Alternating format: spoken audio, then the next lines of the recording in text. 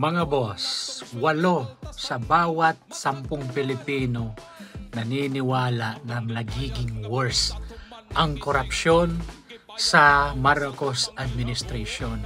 You could imagine meron tayong constitutional provision na dapat every year na GAA or pambansang budget dapat mataas talaga yung sa DepEd, sa education. Pero anong ginawa nung 2025 na budget? Mas mataas ang DPWH. You could imagine? Wala silang pakialam kahit merong nalabag sa batas. At ito, ngayon, pumutok ang flood control anomalies ay hindi na nakapagtataka na walang Pilipino na maniniwala sa taong ito at dapat mag-resign. Sabi mo, gustong nakawin or pababain ka, dapat lang bumaba ka, mahiya ka, at dapat managot ka kung meron kang ginawang